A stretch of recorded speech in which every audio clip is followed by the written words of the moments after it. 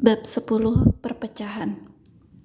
Aragorn menuntun mereka ke cabang kanan sungai. Di sini, di sisi baratnya, di bawah bayangan Tol Brandir, padang rumput hijau menghampar sampai ke tepi sungai dari kaki Amon Hen. Di belakangnya muncul lereng-lereng pertama bukit yang mendaki lembut, ditumbuhi pepohonan, dan pepohonan berbaris terus ke arah barat sepanjang pantai sungai yang melengkung. Mata air kecil mengucur ke bawah, membasahi rumput. Di sini kita akan istirahat malam ini, kata Aragorn. Ini halaman Part Galen, tempat indah di musim panas zaman dulu. Mudah-mudahan kejahatan belum sampai ke sini. Mereka menaikkan perahu-perahu ke tebing hijau dan di sampingnya mereka menyiapkan perkemahan. Mereka berjaga bergantian, tapi tidak melihat maupun mendengar tanda-tanda kehadiran musuh. Seandainya Gollum berhasil mengikuti mereka, ia tetap tidak tampak dan tidak terdengar. Meski begitu, ketika malam semakin larut, Aragorn menjadi resah, banyak bergerak dalam tidurnya, dan sering terbangun. Pagi-pagi buta ia bangun dan mendatangi Frodo yang sedang giliran berjaga. "Kenapa kau bangun?" tanya Frodo. "Bukan giliranmu jaga." "Aku tidak tahu," jawab Aragorn. "Tapi sebuah bayangan dan ancaman berkembang dalam tidurku. Sebaiknya aku menghunus pedangmu." "Mengapa?" tanya Frodo. "Apa ada musuh di dekat kita?" "Coba kita lihat apa yang ditunjukkan Sting," jawab Aragorn. Frodo menghunus pedang perinya dari sarungnya. Dengan cemas ia melihat tepi-tepinya bersinar redup dalam gelap. "Orc," katanya. "Tidak begitu dekat, tapi cukup dekat rupanya." "Sudah kau khawatirkan," kata Aragorn. "Tapi mungkin mereka bukan di sisi sungai sebelah sini." Cahaya Sting redup dan mungkin juga hanya menunjukkan mata-mata Mordor yang berkeliaran di lereng Amon Law. "Aku belum pernah mendengar tentang orc di atas Amon Hen, tapi siapa tahu apa yang bisa terjadi di masa buruk seperti sekarang setelah Minas Tirith tidak lagi mengamankan jalan melalui Anduin. Kita harus berjalan hati-hati sekarang." Pagi hari datang seperti api dan asap. Di timur, kerumunan hitam awan-awan rendah menggantung bagaikan asap kebakaran besar. Matahari yang terbit menerangi awan-awan dari bawah dengan lidah api merah suram. Tapi tak lama kemudian matahari naik ke atas mereka, ke langit yang jernih. Puncak Tol Brandir berlapis emas. Frodo memandang ke timur dan menatap pulau tinggi itu. Sisi-sisinya muncul dengan curam dari dalam air yang mengalir. Jauh di atas batu karang tinggi terdapat lereng-lereng yang didaki pepohonan, kepala demi kepala tersusun ke atas. Dan di atasnya lagi wajah-wajah bebatuan kelabu yang tak bisa ditundukkan, dimahkotai puncak menara dari batu. Banyak burung terbang berputar-putar di atasnya, tapi tak ada tanda-tanda makhluk hidup lain. Ketika mereka sudah makan, Aragorn memanggil semuanya berkumpul. "Hari ini tiba juga akhirnya," katanya. "Hari untuk membuat pilihan yang sudah lama kita tunda. Apa yang akan terjadi dengan rombongan kita yang sudah berjalan bersama sejauh ini? Apakah kita akan pergi ke barat bersama Boromir dan menyongsong perang di Gondor, atau pergi ke timur menuju ketakutan dan bayangan? Ataukah kita akan memutuskan persekutuan dan pergi sesuai pilihan masing-masing? Apapun yang akan kita lakukan harus secepatnya dilakukan. Kita tak bisa berhenti lama di sini. Musuh ada di pantai timur, kita tahu itu, tapi aku cemas bahwa orc sudah berada di sisi sungai sebelah sini." Keheningan lama berlangsung, tak ada yang berbicara atau bergerak. "Well, Frodo," kata Aragorn akhirnya, "kurasa beban berada di pundakmu. Kaulah pembawa cincin yang ditunjuk Dewan Penasihat. Hanya kau yang bisa memilih jalanmu sendiri. Dalam hal ini, aku tak bisa memberimu saran. Aku bukan Gandalf, dan meski aku mencoba memerankan bagiannya, aku tidak tahu rencana atau harapan apa yang dimilikinya saat ini seandainya ada. Tampaknya kalaupun dia ada di sini, kemungkinan terbesar pilihan tetap tergantung padamu. Begitulah nasibmu." Frodo tidak langsung menjawab. Kemudian ia berbicara dengan lambat. "Aku tahu sekarang dibutuhkan kecepatan, tapi aku masih belum bisa memilih. Beban ini berat sekali. Berilah aku 1 jam lagi dan aku akan berbicara. Biarkan aku sendirian." Aragorn memandangnya dengan perasaan iba. "Baiklah, Frodo putra Drogo," katanya. "Kau akan mendapat 1 jam untuk sendirian. Kami akan tetap di sini untuk beberapa saat, tapi jangan pergi jauh atau di luar jarak panggil." Frodo duduk sebentar dengan kepala tertunduk. Sam yang memperhatikan majikannya dengan saksama menggelengkan kepala dan menggerutu. Sudah jelas seperti tongkat lembing, tapi tidak baik kalau Sam Gamgee angkat bicara sekarang ini. Tak lama kemudian, Frodo bangkit berdiri dan berjalan menjauh. Sam melihat bahwa sementara yang lain menahan diri dan tidak memandangnya, mata Boromir mengikuti Frodo dengan tajam sampai ia hilang dari pandangan di pepohonan di kaki Amon Hen. Frodo yang mula-mula mengembara tanpa tujuan di hutan menyadari kakinya mengantarnya menuju lereng bukit. Ia sampai ke sebuah jalan setapak, reruntuhan yang semakin menyusut dari sebuah jalan di zaman dulu. Di tempat-tempat terjal sudah dipahat tangga batu, tapi kini mereka sudah retak dan usang dan terbelah oleh akar-akar pepohonan. Untuk beberapa saat Frodo mendaki, tak peduli ke arah mana ia berjalan sampai ia tiba di sebuah tempat berumput. Pohon-pohon rowan tumbuh di sekitarnya dan di tengahnya ada batu lebar dan datar. Halaman dataran tinggi kecil itu terbuka di sisi timur dan sekarang terisi matahari pagi. Frodo berhenti dan memandang ke atas sungai, jauh di bawahnya, ke arah tol Brandir dan burung-burung yang terbang berputar-putar di jurang udara besar, di antara dirinya dengan pulau yang tak pernah diinjak.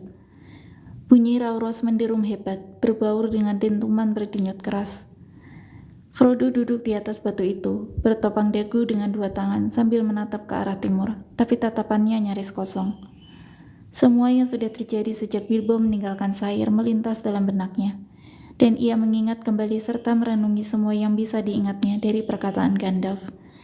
Waktu berlalu, dan ia masih belum bisa memilih. Mendadak ia tersentak dari renungannya. Ada perasaan aneh bahwa sesuatu tengah mengintai di belakangnya, bahwa ada mata yang tidak ramah menatapnya. Ia melompat berdiri dan membalikkan badan, tapi dengan heran ia melihat hanya ada Boromir yang tersenyum ramah.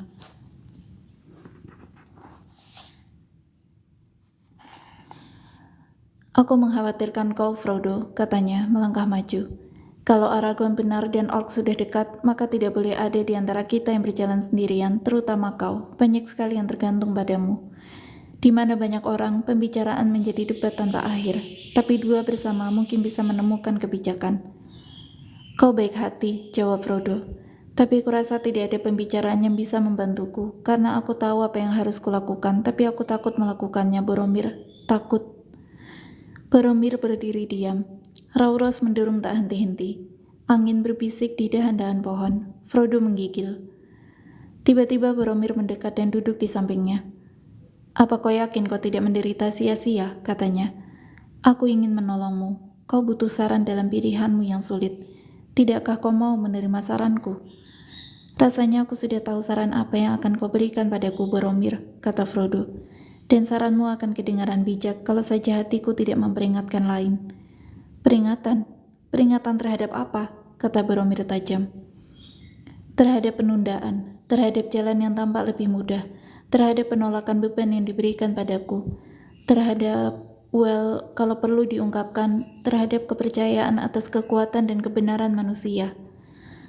Meski begitu, kekuatan itu sudah lama melindungimu jauh di sana, di negerimu yang kecil, meski kau tidak tahu. Aku tidak meragukan keberanian bangsamu, tapi dunia sedang berubah. Tembok-tembok Minas Tirith mungkin kelihatan kokoh, tapi tidak cukup kokoh.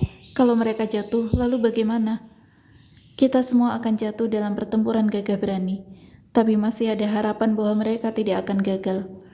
Tidak ada harapan selama cincin itu masih utuh, kata Frodo. "Ah, cincin," kata Boromir, matanya berbinar. "Cincin, bukankah suatu takdir aneh bahwa kita harus menderita begitu banyak ketakutan dan keraguan hanya demi benda kecil semacam itu? Benda sekecil itu, dan aku hanya melihatnya sekilas di rumah Elrond. Apakah aku bisa melihatnya lagi?" Frodo menengadah. Hatinya tiba-tiba menjadi dingin. Ia menangkap sinar aneh dalam mata Boromir, meski wajahnya masih ramah dan bersahabat. "Sebaiknya dia tetap tersembunyi," jawab Frodo. "Terserah, aku tidak peduli," kata Boromir. "Tapi apakah aku tidak boleh hanya membicarakannya? Karena kau selalu hanya memikirkan kekuatannya di tangan musuh, tentang kegunaan yang jahat, bukan yang baik. Dunia sedang berubah, katamu. Minas Tirith akan jatuh kalau cincin itu tetap utuh. Tapi mengapa? Memang akan begitu kalau cincin ada di tangan musuh. Tapi bagaimana kalau cincin itu ada di tangan kita? Bukankah kau juga ikut rapat akbar?" jawab Frodo. "Kita tak bisa menggunakan cincin itu, dan apa yang dilakukan dengannya berubah menjadi jahat." Boromir bangkit berdiri dan mondar-mandir tak sabar. "Begitu terus kau bicara," serunya. Gandalf, Elrond, semua orang ini sudah mengajarimu berkata begitu. Mungkin untuk diri mereka sendiri mereka benar. Peri-peri dan separuh peri serta penyihir mungkin akan bernasib jelek. Tapi sering aku meragukan apakah mereka memang bijak atau sebenarnya hanya tidak berani. Tapi biarlah masing-masing apa adanya. Manusia berhati sejati, mereka tidak akan curang. Kami dari Minas Tirith setia selama tahun-tahun panjang pencobaan. Kami tidak menginginkan kekuatan Raja Penyihir. Kami hanya ingin kekuatan untuk membela diri sendiri, kekuatan untuk perkara yang adil. Dan lihatlah, dalam keadaan membutuhkan kesempatan memunculkan cincin kekuasaan. Itu suatu hadiah, kataku. Hadiah kepada musuh-musuh Mordor. Gila kalau tidak memanfaatkannya, memanfaatkan kekuatan musuh untuk melawannya. Yang berani, yang kejam, hanya mereka yang akan memperoleh kemenangan. Apa yang tidak bisa dilakukan pejuang di saat seperti ini, seorang pemimpin besar? Apa yang tidak bisa dilakukan Aragorn? Atau kalau dia menolak, mengapa bukan Boromir? Cincin itu akan memberiku kekuatan perintah. Aku akan mengusir pasukan-pasukan Mordor, dan semua manusia akan datang berduyun-duyun ke panci-panciku. Boromir melangkah mundar-mandir, berbicara semakin keras, seolah ia hampir lupa pada Frodo, sementara pembicaraannya melantur tentang tembok dan senjata dan pengerahan manusia. Ia menjabarkan rencana-rencana untuk persekutuan besar serta kemenangan hebat yang akan terwujud. Ia akan menjatuhkan Mordor, dan ia sendiri menjadi raja yang hebat, baik, dan bijak. Mendadak ia berhenti dan mengibaskan tangannya. Dan mereka menyuruh kita membuang cincin itu, serunya. Aku tidak mengatakan menghancurkannya. Itu mungkin baik kalau akal sehat bisa menunjukkan manfaatnya melakukan hal itu. Tapi tidak. Rencana satu-satunya yang disarankan pada kita adalah membiarkanmu masuk membabi buta ke dalam Mordor dan menawarkan musuh semua kesempatan untuk mengambilnya kembali. Bodoh.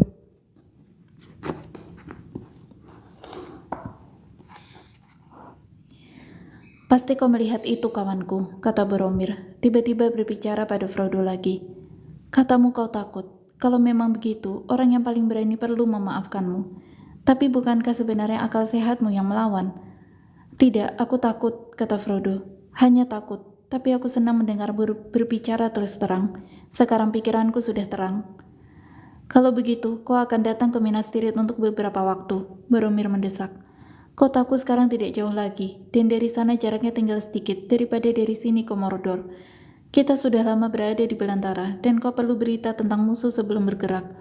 Ikutlah bersamaku, Frodo, kata Boromir. Kau perlu istirahat sebelum meneruskan perjalanan kalau kau harus pergi. Ia meletakkan tangannya ke atas pundak Hobbit itu dengan sikap bersahabat. Tapi Frodo merasa tangan itu gemetar dengan gairah yang ditahan. Ia mundur cepat dan menatap dengan cemas manusia tinggi itu, hampir 2 kali tingginya dan berlipat ganda tandingannya dalam kekuatan. Mengapa kau begitu tidak ramah, kata Boromir. Aku manusia sejati, bukan maling atau pemburu. Aku membutuhkan cincinmu, kau tahu itu sekarang, tapi aku bersumpah aku tidak berhasrat menyimpannya. Setidaknya bisakah kau membiarkan aku mencoba rencanaku? Pinjamkan aku cincin itu. Tidak, tidak, teriak Frodo. Dewan Penasihat menyuruhku menjadi pembawanya. Karena kebodohan kita sendiri musuh akan mengalahkan kita, seru Boromir. Itu membuatku marah. Bodoh, bodoh dan keras kepala. Sengaja lari menyongsong kematian dan menghancurkan tujuan kita. Kalau ada makhluk hidup yang berhak atas cincin itu, maka manusia Númenor lah yang berhak, bukan Hobbit. Cincin itu bukan milikmu, kecuali karena suatu kebetulan yang buruk. Mestinya bisa jadi milikku, seharusnya jadi milikku. Berikan padaku. Frodo tidak menjawab, tapi bergerak menjauh sampai mereka dibatasi oleh sebuah batu datar besar. Ayo, ayo kawanku, kata Boromir dengan suara lebih lembut. Kenapa tidak kau lepaskan saja? Kenapa tidak kau bebaskan dirimu dari keraguan dan ketakutan? Kau bisa menyalahkan aku kalau mau. Kau bisa bilang aku terlalu kuat dan bahwa aku mengambil cincin itu dengan paksa. Karena aku memang terlalu kuat untukmu, Hobbit, teriak Boromir. Mendadak ia meloncati batu itu dan melompat ke arah Frodo. Wajahnya yang elok dan menyenangkan berubah menyeramkan. Api berkobar di matanya. Frodo mengelak ke samping, sekali lagi membuat batu berada di antara mereka. Hanya satu hal yang bisa dilakukannya. Dengan gemetar ia mengeluarkan cincin pada rantainya dan dengan cepat mengalungkannya ke jarinya, tepat ketika Boromir melompat lagi ke arahnya. Boromir menarik napas kaget, memandang heran beberapa saat lamanya, kemudian berlari ke sana kemari, mencari di mana-mana di antara bebatuan dan pepohonan. "Penipu jelek!" teriaknya. "Aku akan menangkapmu. Sekarang aku tahu pikiranmu. Kau akan membawa cincin itu ke Sauron dan menjual kita semua. Kau hanya menunggu kesempatan untuk meninggalkan kami dalam kesulitan. Terkutuklah kau dan semua hobbit, biar kalian mati dalam kegelapan."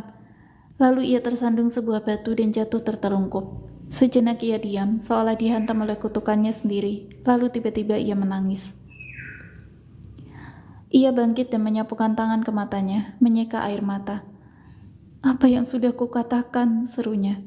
"Apa yang sudah kulakukan? Frodo, Frodo!" ia memanggil. "Kembalilah. Aku sempat lupa diri tadi, tapi itu sudah berlalu. Kembalilah."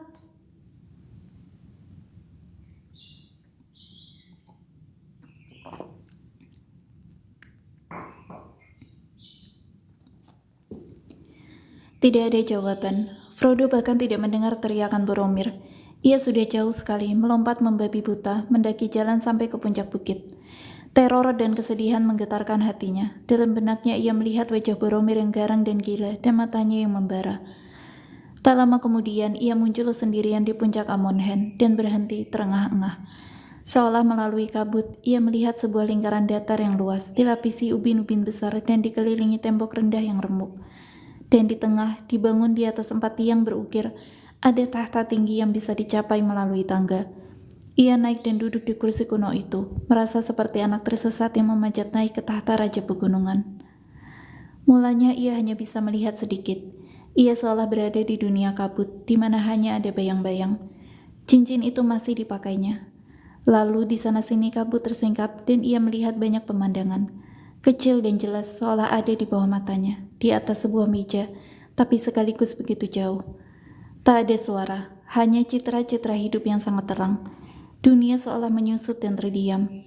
Ia duduk di kursi penglihatan di Amonhen, bukit mata orang-orang Númenor. Ke arah timur ia memandang, ke daratan luas yang belum dipetakan, padang-padang tak bernama, dan hutan rimba yang belum dijelajahi. Ke utara ia memandang, dan sungai besar menjulur seperti pita di bawahnya. Pegunungan berkabut berdiri kecil dan keras.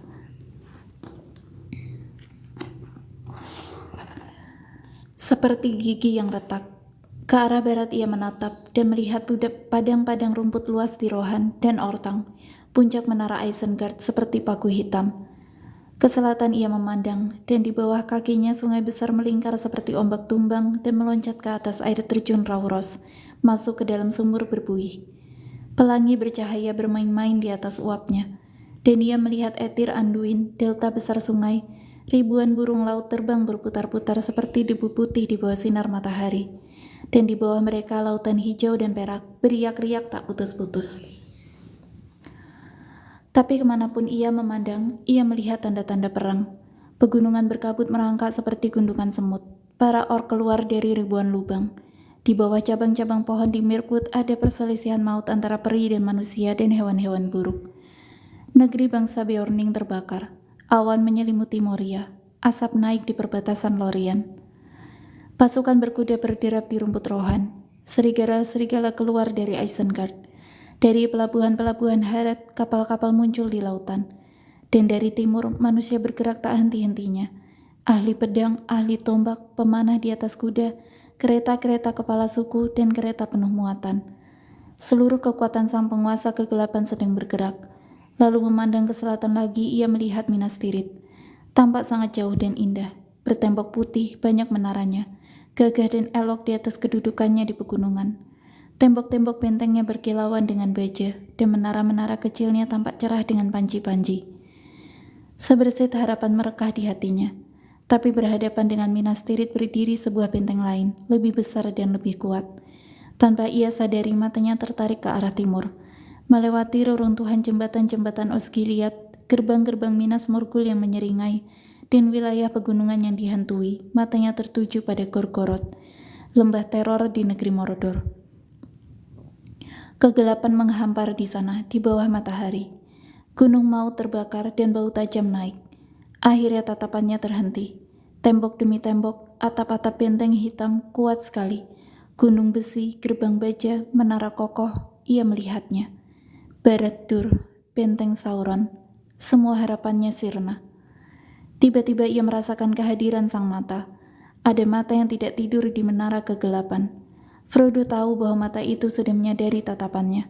Ada sorot garang dan bergairah di dalamnya. Mata itu melompat ke arahnya, hampir seperti jari, mencarinya. Segera mata itu akan menemukannya, tahu persis di mana dirinya. Mata itu menyentuh Amon Lâw. Ia melirik Tol Brandir. Frodo melemparkan dirinya dari tahta itu, membungkuk, menutupi kepala dengan kerudungnya yang kelabu. Ia mendengar suaranya sendiri berteriak, takkan pernah, atau sebenarnya, aku akan datang kepadamu. Ia tidak tahu. Lalu seperti kilatan dari ujung lain kekuatan, timbul pikiran lain dalam benaknya. Lepaskan, bodoh, lepaskan cincin itu. Kedua kekuatan itu bertempur dalam dirinya. Untuk sesaat, dalam keseimbangan sempurna antara kedua ujung yang tajam, Frodo menggeliat tersiksa. Mendadak ia menyadari dirinya sudah kembali sendirian. Frodo, tak ada suara maupun mata. Ia bebas memilih dan waktunya sangat singkat. Ia melepaskan cincin dari jarinya. Ia berlutut di bawah sinar matahari terang di depan tahta tinggi.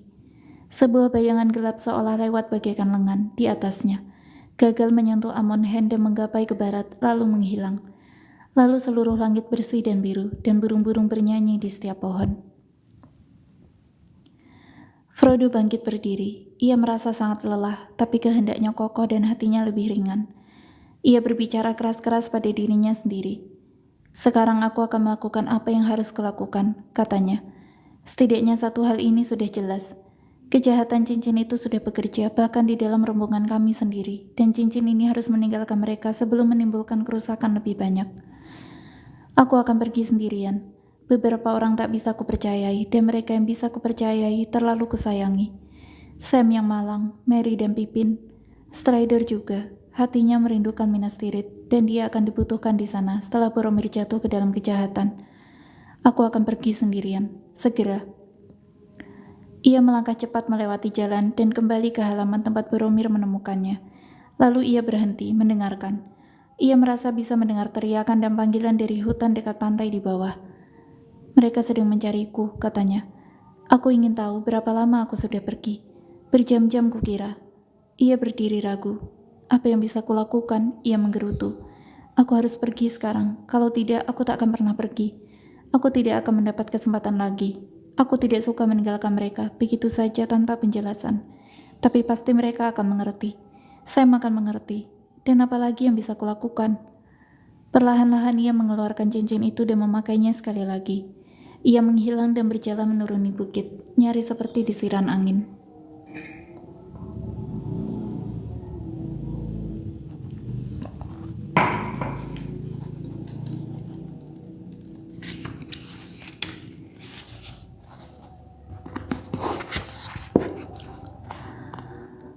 Yang lain tetap di tepi sungai untuk waktu sangat lama. Selama beberapa saat mereka tidak bersuara sambil bergerak gelisah.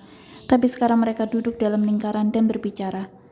Sesekali mereka berusaha membicarakan hal lain tentang perjalanan mereka yang lama dan sekian banyak petualangan. Mereka bertanya pada Aragorn tentang wilayah Gondor dan sejarahnya yang kuno. Serta sisa-sisa karya besarnya masih terlihat di negeri aneh di perbatasan Emin Muil. Raja-raja dari batu dan tahta Lau dan Hen, dan tangga besar di samping air terjun Rauros. Tapi selalu saja pikiran dan percakapan mereka kembali ke Frodo dan cincin itu. Apa yang akan dipilih Frodo? Mengapa ia ragu? Dia sedang mempertimbangkan jalan mana yang paling nekat kukira, kata Aragorn. Dan sebaiknya begitu. Sekarang makin mustahil bagi kita untuk pergi ke timur, karena jejak kita sudah tercium Gollum. Dan kita perlu khawatir bahwa rahasia perjalanan kita sudah tersingkap. Tapi Minas Tirith masih jauh dari api dan tugas menghancurkan cincin itu. Kita bisa tinggal di sana untuk sementara dan bertahan dengan berani. Tapi Lord Denethor dan semua anak buahnya tak mungkin bisa melakukan apa yang menurut Elrond sekalipun berada di luar kekuasaannya. Entah untuk merahasiakan cincin itu atau untuk menahan kekuatan lengkap musuh saat dia datang untuk mengambilnya. Jalan mana yang akan dipilih salah satu di antara kita kalau kita ada di tempat Frodo? Aku tidak tahu. Sekarang memang kita sangat kehilangan Gandalf. Kehilangan kita sangat menyedihkan, kata Legolas. Namun begitu, kita harus mengambil keputusan tanpa pertolongannya. Mengapa kita tidak bisa mengambil keputusan dan dengan demikian membantu Frodo? Kita panggil saja dia, lalu mengambil suara. Aku memilih Minas Tirith.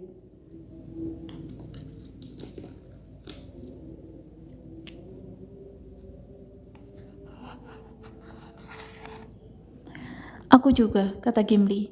Memang kita hanya diutus untuk membantu pembawa cincin di sepanjang perjalanan. Tak perlu pergi lebih jauh daripada yang kita inginkan. Dan tidak ada di antara kita yang berada di bawah sumpah atau perintah untuk mencari Gunung Maut. Dengan berat hati aku berpisah dari Lord Lorien. Meski begitu, aku sudah berjalan sejauh ini, dan beginilah tekadku. Sekarang, saat kita sampai pada pilihan terakhir, sudah jelas bagiku bahwa aku tak bisa meninggalkan Frodo. Aku ingin memilih Minas Tirith, tapi kalau dia tidak ke sana, maka aku akan mengikutinya.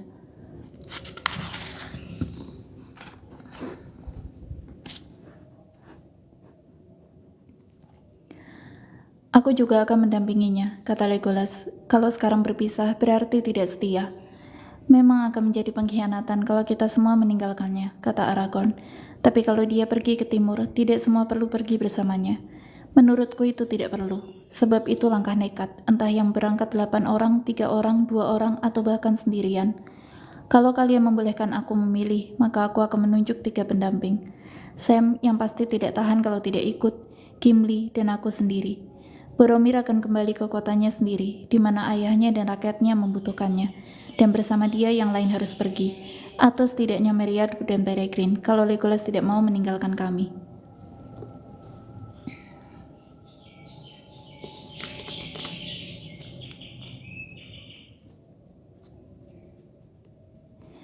Tidak bisa, teriak Merry. Kami tak bisa meninggalkan Frodo. Pippin dan aku berniat ikut dengannya, kemanapun dia pergi. Sampai sekarang. Tapi kami tidak menyadari apa artinya. Tampaknya begitu berbeda ketika masih jauh di Shire atau di Rivendell. Gila dan kejam sekali kalau membiarkan Frodo pergi ke Mordor. Mengapa kita tak bisa menghentikannya? Kita harus menghentikannya, kata Pippin. Dan itu yang dia khawatirkan, aku yakin. Dia tahu kita tidak akan setuju dia pergi ke timur, dan dia tidak mau meminta siapapun untuk pergi dengannya. Kawanku yang malang, bayangkan pergi ke Mordor sendirian. Pippin menggigil. Tapi hobbit bodoh itu harus tahu bahwa dia tak perlu meminta. Dia harus tahu bahwa kalau kita tak bisa menghentikannya, kita tidak akan meninggalkannya. Maaf, kata Sam. Kukira kalian tidak memahami majikanku sama sekali. Dia bukan ragu tentang jalan mana yang harus diambil. Tentu saja tidak. Apa manfaat ke Minas Tirith? Bagi dia maksudku. Maaf Master Boromir, tambahnya. Dan menoleh. Saat itulah mereka menyadari bahwa Boromir yang pada mulanya duduk diam di luar lingkaran sudah tidak di sana lagi. Nah, kemana dia? Seru Sam, tampak cemas. Dia agak aneh belakangan ini menurutku. Tapi bagaimanapun dia tidak terlibat urusan ini. Dia mau pulang seperti selalu dikatakannya, dan dia tak bisa disalahkan. Tapi Mr. Frodo tahu bahwa dia harus menemukan celah ajal kalau bisa. Tapi dia takut. Kini, setelah tiba saatnya, dia takut. Itu kesulitannya. Memang dia sudah belajar banyak, bisa dikatakan begitu. Kita semua juga, sejak kita meninggalkan rumah. Kalau tidak, dia pasti akan sangat takut dan akan membuang begitu saja cincinnya ke dalam sungai, lalu lari terbirit-birit. Tapi dia masih terlalu ketakutan untuk memulai. Dia juga tidak khawatir tentang kita, entah kita akan menemaninya atau tidak. Dia tahu kita berniat begitu. Itu hal lain yang menyusahkan hatinya. Kalau dia mengumpulkan keberanian untuk pergi, dia akan ingin pergi sendirian. Camkan kata-kataku. Kita akan mendapat masalah kalau dia kembali, karena dia pasti akan mengumpulkan keberanian, sama pastinya dengan namanya, Baggins. Aku percaya kau berbicara lebih bijak daripada kami semua, Sam, kata Aragorn. Dan apa yang harus kita lakukan kalau kau terbukti benar? Hentikan dia, jangan biarkan dia pergi, seru Pippin. Aku ragu, kata Aragorn. Dia yang ditugaskan membawa cincin itu, dan beban untuk menyingkirkan benda itu ada di pundaknya. Kukira tidak sepantasnya kita mendorong dia ke arah manapun. Kalaupun kita mencoba, belum tentu akan berhasil. Ada kekuatan-kekuatan lain yang sedang bekerja, dan jauh lebih kuat. Well, kuharap Frodo berhasil mengumpulkan keberanian dan kembali kemari, biar semuanya beres, kata Pippin. Menunggu begini sangat menyiksa. Pasti waktu 1 jam itu sudah habis. Ya, kata Aragorn. 1 jam sudah lama lewat. Pagi sudah hampir berakhir. Kita harus memanggilnya. Saat itu Boromir muncul. Ia keluar dari pepohonan dan melangkah ke arah mereka tanpa berbicara. Wajahnya kelihatan muram dan sedih. Ia berhenti, seolah menghitung mereka yang hadir. Lalu ia duduk menyendiri, matanya menatap ke bawah. "Kemana kau tadi, Boromir?" tanya Aragorn. "Apa kau melihat Frodo?" Boromir ragu sejenak. "Iya dan tidak," ia menjawab lambat. "Ya, aku menemukannya di atas bukit, dan aku berbicara padanya. Aku mendesaknya agar pergi ke Minas Tirith dan jangan pergi ke timur. Aku marah-marah dan dia meninggalkan aku. Dia lenyap. Aku belum pernah melihat hal semacam itu, meski aku pernah mendengarnya dalam dongeng-dongeng. Pasti dia memakai cincinnya. Aku tak bisa menemukannya lagi. Kupikir dia kembali pada kalian." "Hanya itu yang bisa kau katakan," kata Aragorn, menatap tajam dan tidak terlalu ramah kepada Boromir. "Ya," jawab Boromir. "Untuk sementara, itu saja yang kukatakan." "Ini gawat sekali," seru Sam sambil melompat berdiri. "Aku tidak tahu apa yang sudah diperbuat manusia ini. Mengapa Mr. Frodo memakai cincinnya? Sebenarnya dia tak perlu melakukan itu, dan kalau dia melakukannya, siapa tahu apa saja yang sudah terjadi."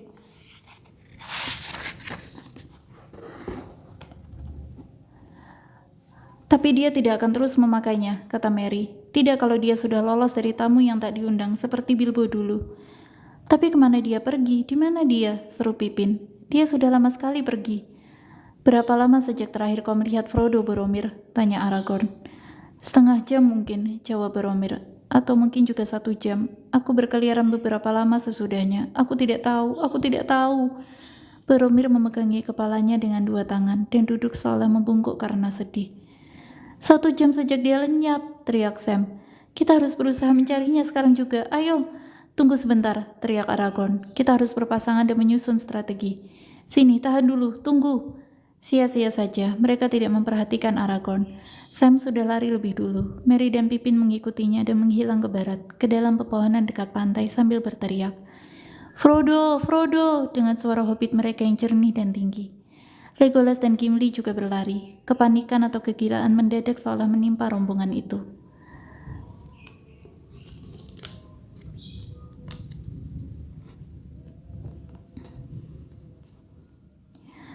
"Kita semua akan tercerai-berai dan tersesat," erang Aragorn. "Boromir, aku tidak tahu peran apa yang kau mainkan dalam kekacauan ini, tapi sekarang bantulah. Susullah kedua hobbit muda itu dan setidaknya jaga mereka, meski kau tak bisa menemukan Frodo. Kembalilah ke tempat ini kalau kau menemukannya atau jejaknya. Aku akan segera kembali."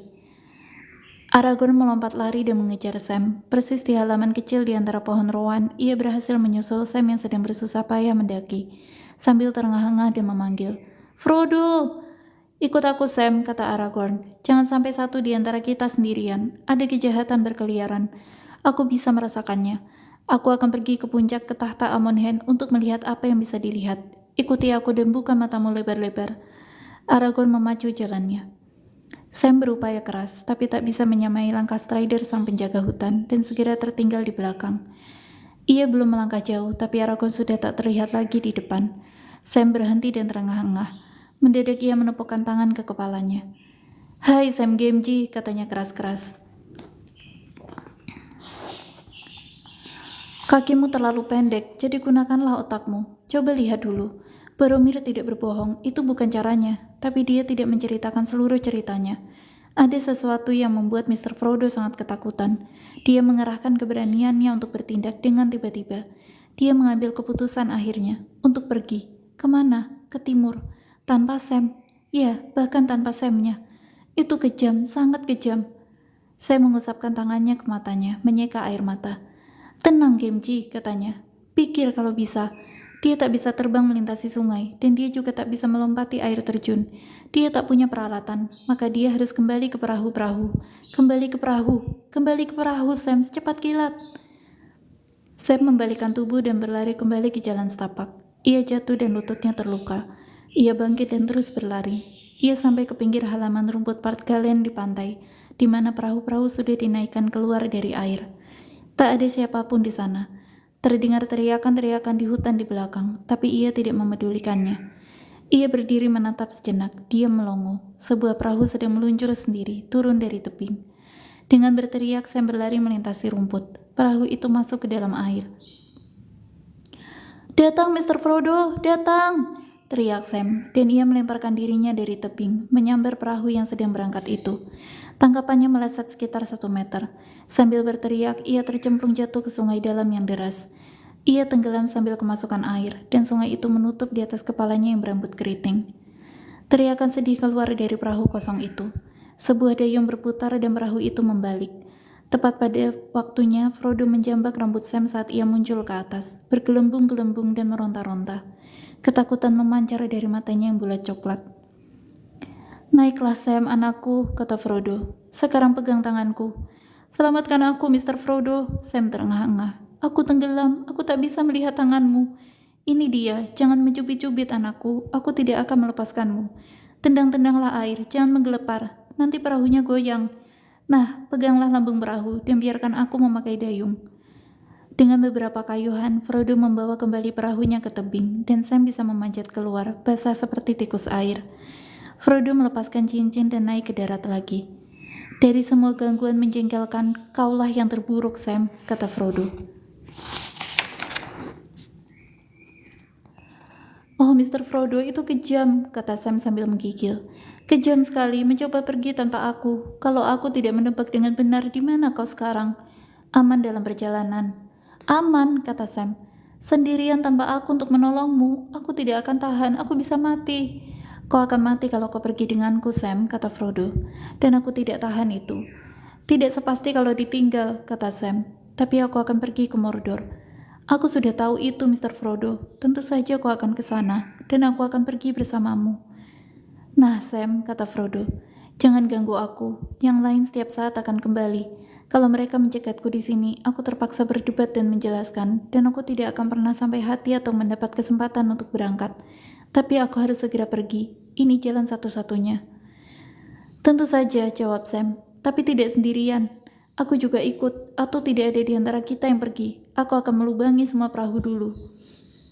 Frodo benar-benar tertawa. Perasaan hangat dan bahagia mendadak menyentuh hatinya. "Tinggalkan satu," katanya. "Kita akan membutuhkannya. Tapi kau tak bisa ikut seperti ini, tanpa peralatan, makanan, atau apapun." "Tunggu sebentar, aku akan mengambil barang-barangku," teriak Sam bersemangat. "Sudah siap semua. Aku sudah berpikir kita harus berangkat hari ini." Ia berlari ke tempat perkemahan, mengambil ranselnya dari tumpukan yang disusun Frodo ketika ia mengosongkan perahu dari bawaan teman-temannya, meraih selembar selimut tambahan dan beberapa bungkusan makanan, lalu berlari kembali. "Rusaklah seluruh rencanaku," kata Frodo. "Sia-sia mencoba melarikan diri darimu. Tapi aku gembira, Sam. Aku tak bisa mengungkapkan betapa gembiranya aku. Ayo, sudah jelas kita ditakdirkan harus pergi bersama. Kita akan pergi dan mudah-mudahan yang lain menemukan jalan yang aman. Strider akan mengurus mereka. Kurasa kita tidak akan melihat mereka lagi." "Mungkin kita masih akan bertemu mereka, Mr. Frodo. Mungkin masih," kata Sam. Maka Frodo dan Sam mengawali tahap terakhir pencarian bersama-sama. Frodo mendayung menjauhi pantai dan sungai itu membawa mereka dengan cepat, melalui cabang barat melewati batu-batu karang tol Brandir yang cemberut. Raungan air terjun besar semakin mendekat, bahkan meski dibantu Sam, perlu kerja keras untuk menyeberangi arus di ujung selatan pulau dan mengemudikan perahu ke timur, menuju pantai seberang. Akhirnya mereka mendarat lagi di lereng selatan Amon Lau. Di sana mereka menemukan pantai sempit dan mereka pun menarik perahu keluar tinggi di atas air dan menyembunyikannya sebaik mungkin di balik sebuah batu besar. Lalu dengan membawa barang-barang mereka, keduanya berangkat mencari jalan yang akan membawa mereka melintasi bukit-bukit kelabu Emin Muil dan turun ke negeri bayang-bayang.